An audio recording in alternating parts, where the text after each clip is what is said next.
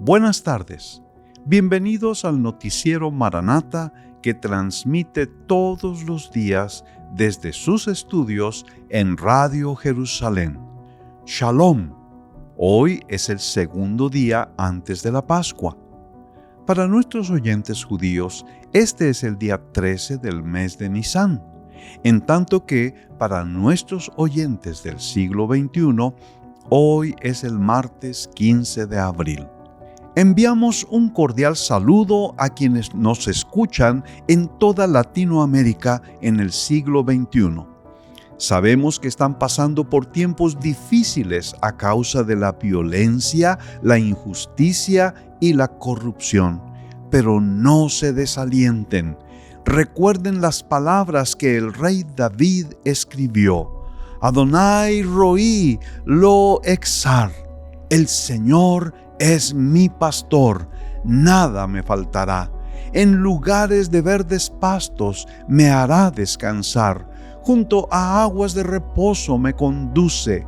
Él restaura mi alma, me guía por senderos de justicia, por amor de su nombre. Aunque pase por el valle de sombra de muerte, no temeré mal alguno, porque tú estarás conmigo. Tu vara y tu cayado me infunden aliento. Esta mañana, en camino a Jerusalén, Jesús y sus discípulos pasaron por donde estaba la higuera y Pedro se asombró al verla totalmente seca. Jesús aprovechó para enseñarles otra vez a tener fe en Dios al orar y les habló acerca de la importancia de perdonar a quienes nos ofenden. Al llegar al templo, Jesús empezó a enseñar a la multitud, pero los líderes religiosos se acercaron para cuestionarlo. ¿Con qué autoridad haces estas cosas? Ellos estaban buscando algún pretexto para meterlo a la cárcel, pero no contaban con la sabiduría de Jesús. De acuerdo con su costumbre, Jesús les contestó con otra pregunta. ¿El bautismo de Juan era del cielo o de los hombres? Los líderes se dieron cuenta de que contestaran lo que contestaran iban a quedar mal. Si decían que era del cielo, tendrían que admitir que lo que Juan dijo acerca de Jesús era cierto y no les convenía hacer eso. Pero si decían que era de los hombres, la gente se les iba a echar encima porque todos consideraban a Juan como un verdadero profeta. Entonces, los líderes no tuvieron otra alternativa más que contestar: no sabemos. Así se escapó Jesús de sus artimañas y pudo seguir enseñando en el templo. Les enseñó con parábolas.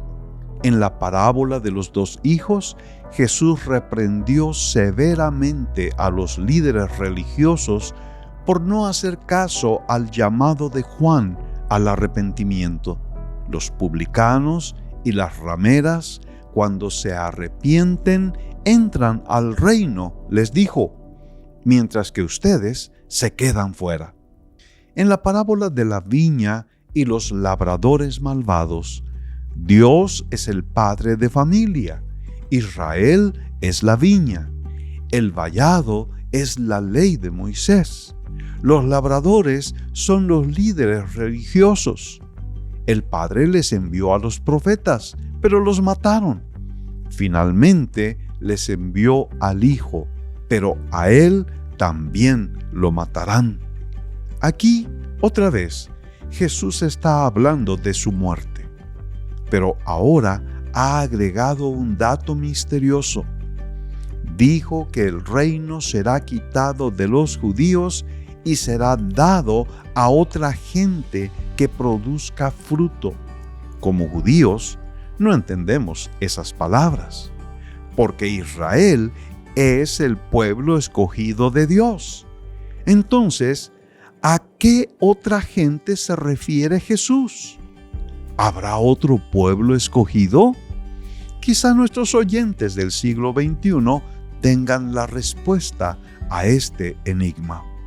En la parábola de la boda del Hijo del Rey, Jesús otra vez habló sobre el rechazo de Israel a la invitación de Dios y cómo este rechazo da lugar a que otra gente sea invitada a las bodas.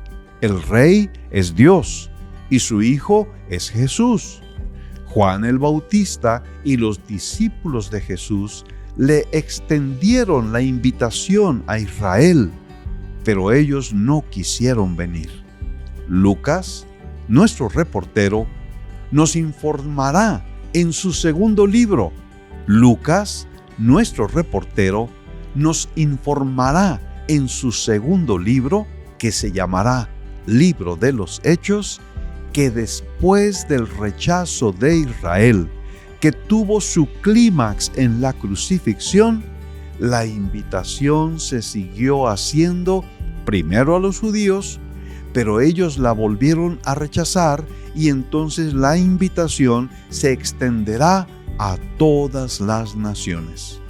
Para nosotros, en el año 30, todo esto resulta misterioso, pero estamos seguros de que nuestros oyentes del siglo XXI podrán entenderlo mejor. Pero volvamos al templo, en donde Jesús está respondiendo algunas preguntas capciosas de los líderes religiosos. ¿Se debe dar tributo al César? Si Jesús decía que no, lo podrían acusar de rebelión contra el César y lo podrían meter a la cárcel. Si Jesús contestaba que sí, la gente se le pondría en contra, porque el pueblo odiaba al opresor romano.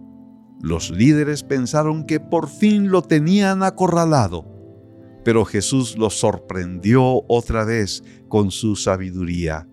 Pues den a César lo que es de César y a Dios lo que es de Dios. Enseguida vinieron los saduceos.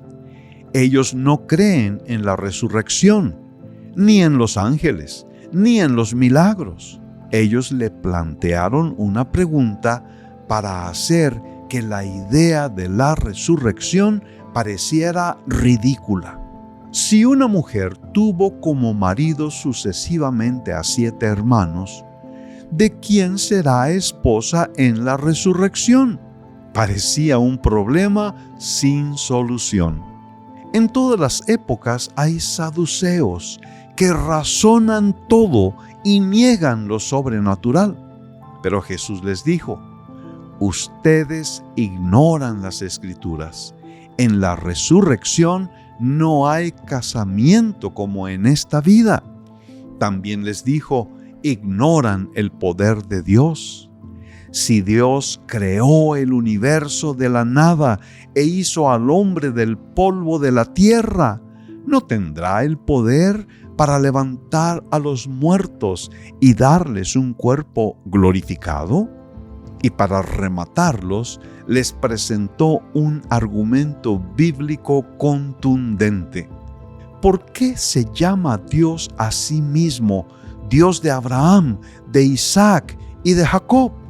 Los patriarcas murieron, pero Dios sigue siendo su Dios y Dios sigue cumpliendo las promesas que les hizo. Dios no es Dios de muertos, sino de vivos. La única respuesta es la resurrección. La pregunta final vino de un fariseo experto en la ley. ¿Cuál mandamiento es el más importante de todos? Quizá esperaba enredarlo en una controversia legalista, pero Jesús le contestó de manera magistral. Toda la ley se resume en una palabra: amor. Debemos amar a Dios con todo nuestro ser y debemos amar a nuestro prójimo como a nosotros mismos. Ahora fue Jesús quien hizo una pregunta a los fariseos. ¿Qué piensan del Cristo? ¿De quién es hijo? No les preguntó ¿qué piensan de mí? Pues era obvio que no creían en él. Pero les preguntó acerca del Mesías que ellos esperaban. Los fariseos contestaron correctamente: el Mesías será un descendiente de David. Entonces Jesús citó el Salmo 110. David mismo dijo por el Espíritu Santo: el Señor dijo a mi Señor: siéntate a mi diestra hasta que ponga a tus enemigos debajo de tus pies. Aquí, el primer Señor se refiere a Dios el Padre. El segundo Señor se refiere al Mesías. Así que David llamó al Mesías Señor.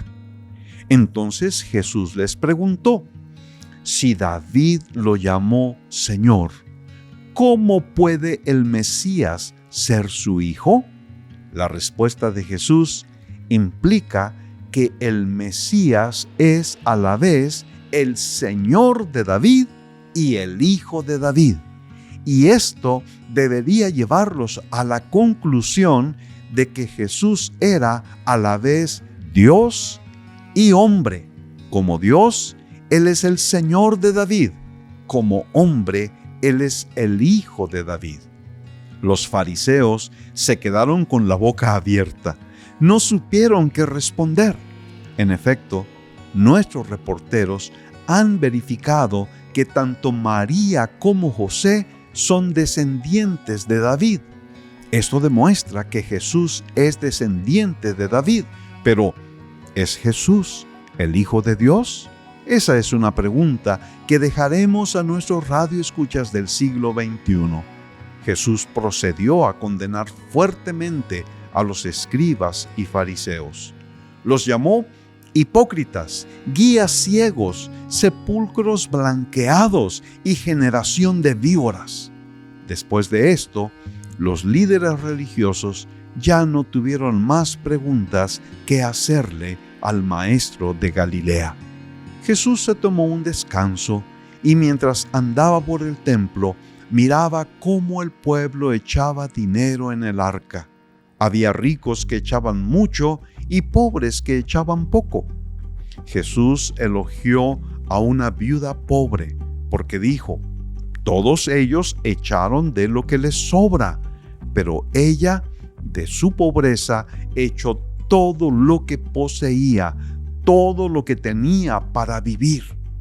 Mientras estaba todavía en el templo, algunos le preguntaron acerca del futuro y las señales que habrá. Entonces Jesús les habló proféticamente acerca de la destrucción del templo, acerca de guerras y persecución, acerca de la destrucción de Jerusalén, acerca de la venida del Hijo del Hombre en una nube con poder y gran gloria. Les dijo además una parábola acerca de la higuera y los exhortó a velar viviendo en santidad. Cuando salió del templo, se sentó en el monte de los olivos, frente al templo, y entonces Pedro, Jacobo, Juan y Andrés aprovecharon para preguntarle: ¿cuándo serán estas cosas? ¿Y qué señal habrá de tu venida y del fin del siglo? Entonces Jesús les dio el segundo discurso profético, en el que les habló con mayores detalles acerca de la destrucción del templo, las señales del fin, la abominación desoladora en el lugar santo, la gran tribulación, la venida de Cristo como un relámpago y la venida de Cristo en las nubes. Les repitió la parábola de la higuera y les dijo que la venida de Cristo será como los días de Noé y que en su venida unos serán tomados y otros dejados, y los exhortó a estar preparados para su venida. Para cerrar su discurso profético, les dio 3 parábolas en referencia a su venida. En la parábola de las 10 vírgenes, enfatizó la necesidad de estar preparados y velando porque nadie sabrá el día ni la hora en que el Hijo del Hombre volverá. Los creyentes deben estar llenos de aceite, que es una figura del Espíritu Santo. En la parábola de los talentos, los enseñó a ser fieles, usando con sabiduría los talentos que el Señor les ha dado, para que cuando el Señor vuelva puedan escuchar las benditas palabras: bien, siervo bueno y fiel, en lo poco fuiste fiel, sobre mucho te pondré, entra en el gozo de tu Señor. Finalmente, les habló acerca del juicio de las naciones, para enseñarles la importancia de darle de comer al hambriento, de beber al sediento, de alojar al forastero, de vestir al desnudo, de visitar al enfermo y al preso, y hacerlo como si lo hicieran para Jesús. Ya solo faltan 2 días para la Pascua, pero Jesús se dio tiempo para aceptar la invitación de Simón el leproso de Betania. Mientras estaba allí, una mujer vino con un vaso de alabastro de perfume de gran precio y lo derramó sobre la cabeza de Jesús. Al verlo, algunos discípulos se enojaron porque decían que ese dinero se pudo haber usado mejor para ayudar a los pobres. Pero Jesús les dijo: déjenla, buena obra ha hecho conmigo, y ella será recordada en donde quiera que se predique el Evangelio en todo el mundo. Seguramente algunos radioescuchas se estén preguntando: ¿cuántas veces fue ungido Jesús? Sabemos que hay comentaristas que piensan que la unción que reportó Juan es la misma que reportan Mateo y Marcos. Pero según nuestro asesor Bullinger, es fácil darse cuenta de que se trata de 2 eventos diferentes. Uno se llevó a cabo en casa de Lázaro, el otro en casa de Simón. En uno se dice que fue María la que ungió a Jesús. En el otro no se menciona el nombre de la mujer. En uno, María ungió los pies de Jesús. En el otro, la mujer ungió su cabeza. En uno, fue Judas quien protestó. En el otro, fueron varios discípulos quienes murmuraron. Uno fue hecho 6 días antes de la Pascua. El otro ocurrió 2 días antes de la Pascua. Así que ambas mujeres se anticiparon a ungir el cuerpo de Jesús en preparación para su sepultura, y ambas serán recordadas por su actitud de adoración incomparable. Hasta aquí nuestro reportaje. Como se dieron cuenta, este día estuvo lleno de enseñanzas y profecías cuyo significado se irá aclarando al paso de los siglos. Hoy es el 2.º día antes de la Pascua. Para nuestros amigos de México en el siglo XXI, son las 6 de la tarde del martes 15 de abril. Los esperamos mañana en otra emisión del Noticiero Maranata por esta misma estación, Radio Jerusalén, transmitiendo desde la Ciudad Santa. Shalom Aleichem, que la paz sea con ustedes.